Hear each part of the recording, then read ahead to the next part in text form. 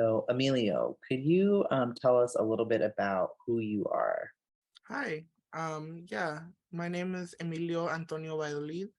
I use they, them, theirs pronouns. I am about to be 21.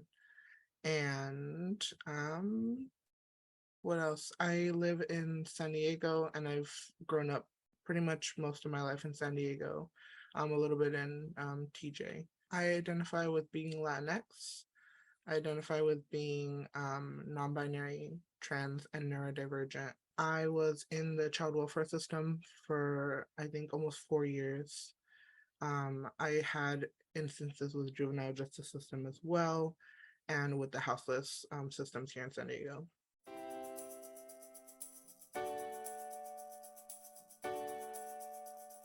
Did anyone offer services or supports to help your family in accepting your identity? And would you have been open to receiving those services? When I was newly 14, I came out as transgender, and it was the start of a lot for me because I went into the child welfare system, and a big basis of the work that we were doing was to try to get more acceptance for me for my family.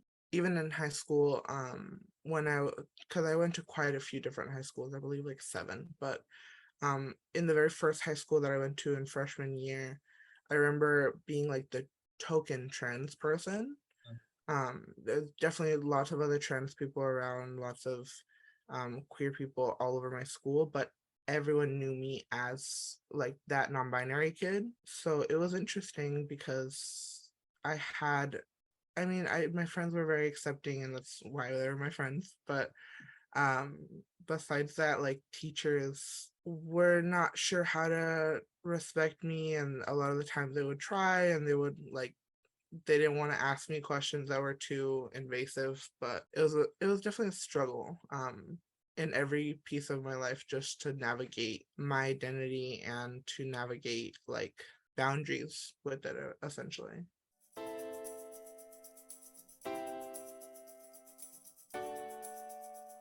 What did people do to affirm your identity or identities? I think the biggest thing for me was going to my local LGBT centers. That was something when I was in the system, I fought for like crazy, because I knew that there was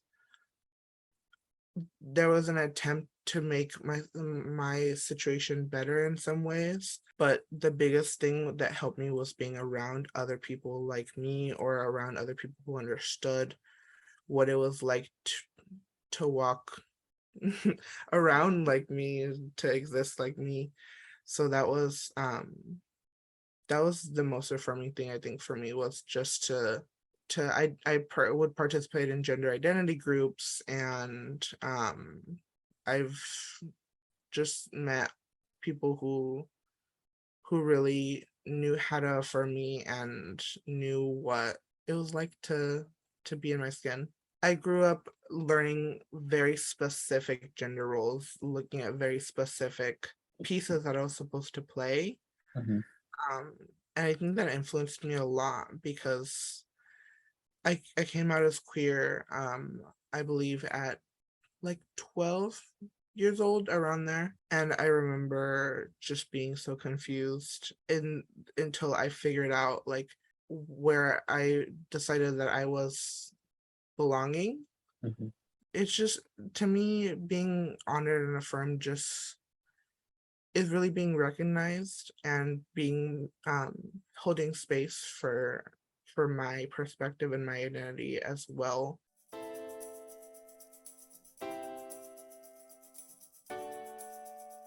Have you been asked what you want and need to feel supported in your identity? And if so, who asked? No, I don't think I have. I've been asked by partners for sure, but besides that, not really. That's that's interesting to reflect on, because there's just been so many people in my life who have asked me definitely what I want and what I need, but never about who, like, the identities that I hold. I've been asked, like, while I was in the system, like, well, what do you want to do about this, or what do you need to um succeed in school, for example. like what support can I give you, but I've never really been asked like what support do you need around all the all the other stuff that make me up, I guess.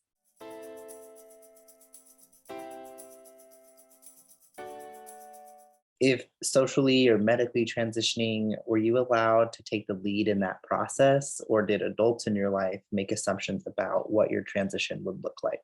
That was definitely a big thing for me, especially growing up within the system, the foster care system, particularly was a big struggle, because I mean, I was a minor trying to fight for my autonomy and fight for my identity, essentially. When it came to my identity, people would be like, well, you're gonna do this, right? I'd be like, no, I didn't plan to do that at all. Or like it was really surprising to me to have so many people put their opinions on something that really didn't affect them. I went on testosterone around, I believe I was 16 at the time, and I was in the child welfare system, and my mother did not want me to go on hormones. Mm, It was a big clash because I was struggling in my mental health, mm, and I was at what I felt like was a breaking point. And everyone around me was scrambling to figure out what could be done and like what kind of therapies I needed and everything. But I myself knew that I just needed this specific targeted help. And to me, that was going on hormones. Like, that's what it was really at the point where like I was having trouble looking at myself in the mirror and understanding different pieces of myself. It was affecting my whole life. So the biggest, I think, bit of like, I'm not sure the word, but like lead that I was able to give in my own life is I was able to go to court mm, and petition the judge to allow me to start hormones, and he granted my wish, and I went on hormones shortly after that. um and it was one of the best things that happened to me because um it was just finally my like chance to take ownership over my identity and for someone to listen to me, and what I really needed compared to what they thought I needed.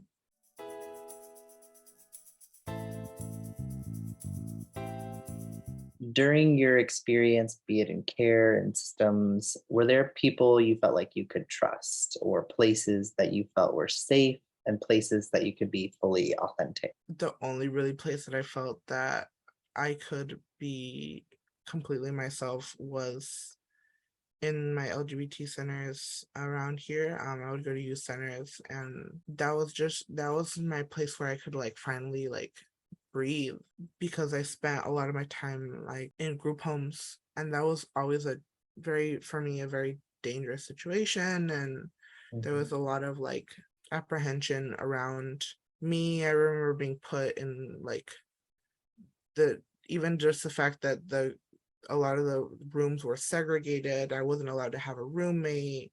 mm, So people would kind of like see me right away and be like, there's something mm. off about you, is what they would tell me. I felt like I was watching my back at all times.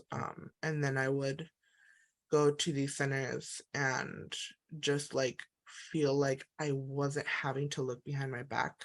Were there ever people you felt like you could trust, or like people in certain roles, or did it feel like, generally speaking, it was like your friends and then like the LGBTQ center? There wasn't a lot of people in my life who really took the time to understand what I needed, like I had said before. So I don't feel like there was a lot of people that I can think of Sure. that really wanted to understand. So there wasn't a lot of like push Mhm, um to to help me in the ways that I needed help.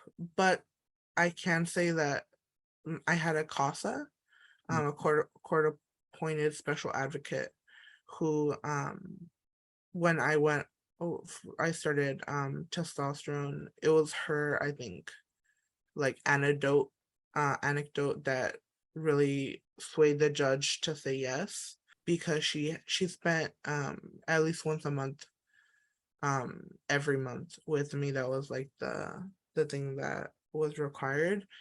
And throughout that, we would talk a lot about my identity. She would tell me, like, I really don't understand, but I want to be a good support for you. And I think that was the most impactful person for me in terms of people in the system.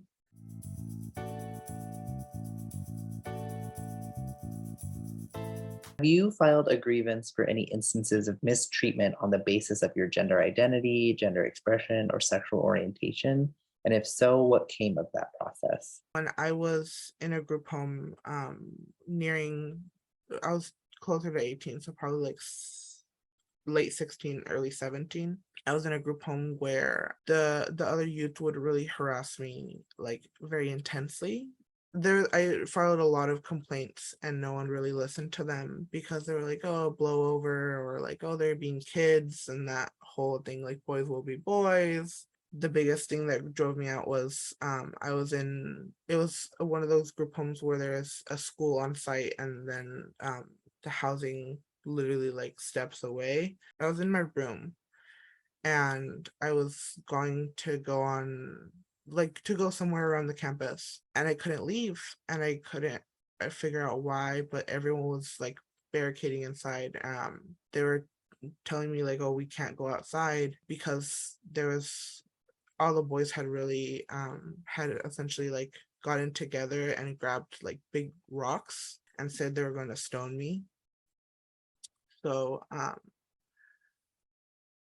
and at that point, I had already been physically assaulted by another boy for being trans and just getting on his nerves. Essentially, he thought I was a good target that day. But there was all sorts of instances like that that happened. And that's really what got me taken out of the group home. But even when I filed complaints and I spoke to the police and everything, that it was really just kind of washed over. Like, these are just things that happen. Not like meaningfully addressed in some way. No, not at all.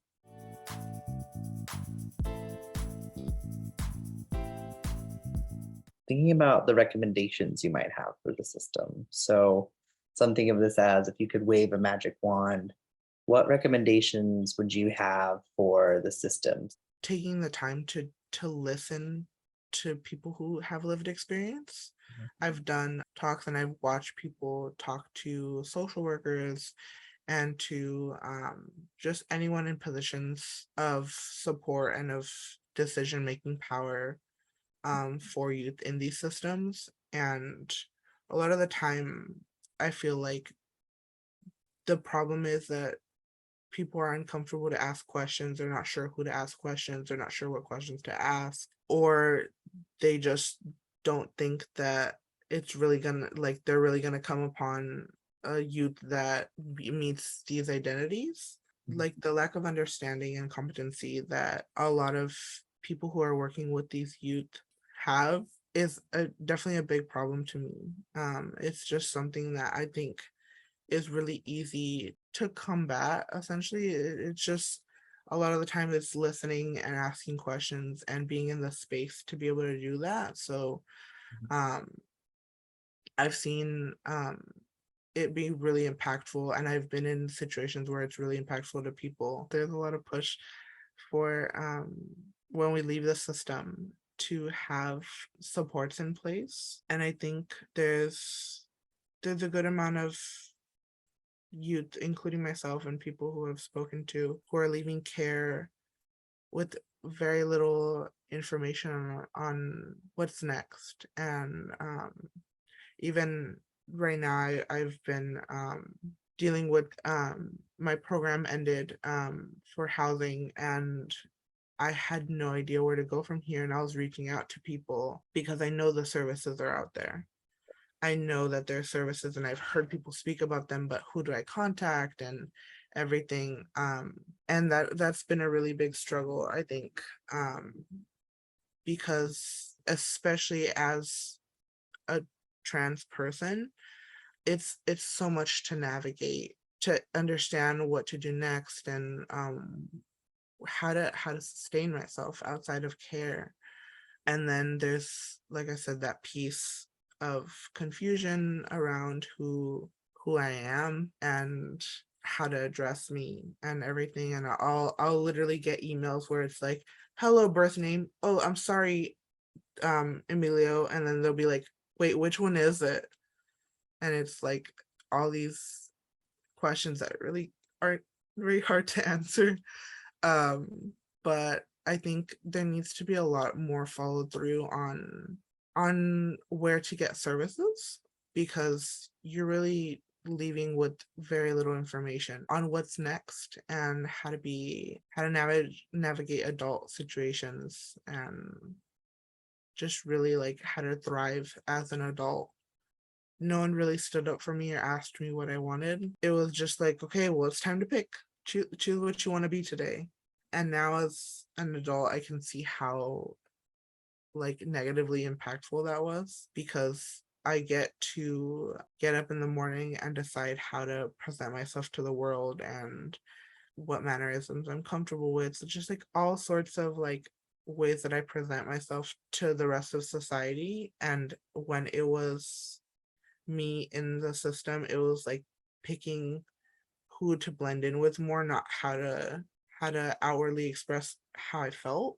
There's a lot of conversations about like gender neutral restrooms and all that stuff in everywhere, but especially in the system, like things like that I think are very, very necessary. Gender neutral spaces in general.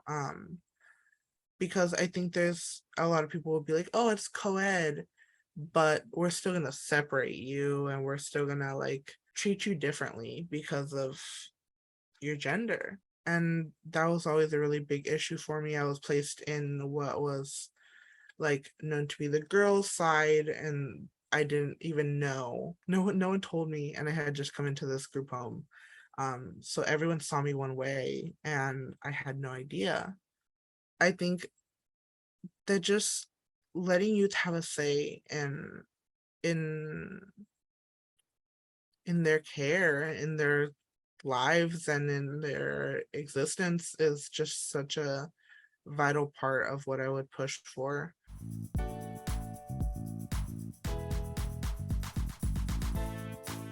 Did you work with an organization or were you referred to services that were affirming, and how so? Or did you experience any organizations that claimed to be affirming but in practice were not, and how so? There's definitely spaces where I felt more affirmed than others. One big thing for me that I remember is I was in the emergency center trying to look for foster placement, and there was I don't remember exactly what happened, but I do remember that they were like, "Oh, well, you could. There's someone willing to take you in, and they're with the foster family agency."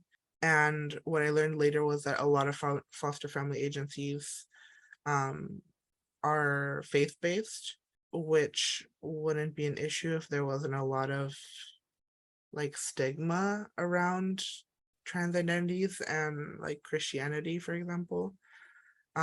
So I remember this lady came in and she was like, I'll take you in, but you have to pretend to be like to not be trans. Essentially, you can't tell anyone. You can't tell, like, you have to go to church with me every like 3 times a week or something. um but I'll take you, like, if you're willing to hide everything about yourself and be a completely different person, I'll take you. There was a lot of things that were like that were that were said to be supportive, but it was really just a way of like getting me to stop complaining.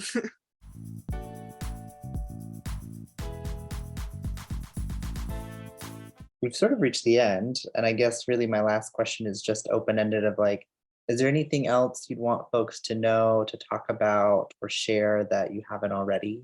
Want to share in regards to youth and systems, especially LGBT youth and systems is just for the people who work with and support these youth. Not only does there need to be a push for understanding, but I think there needs to be a push for like getting to know the youth in these systems, because I think a lot of the times it's like very theoretical until you meet a kid in these situations. People who impacted me the most were the people who took that extra little step to just show me that I mattered to them, not just as a youth, not just as a youth in systems, but as a youth in systems who was really handling all sorts of things that they really shouldn't have had to go through in the first place.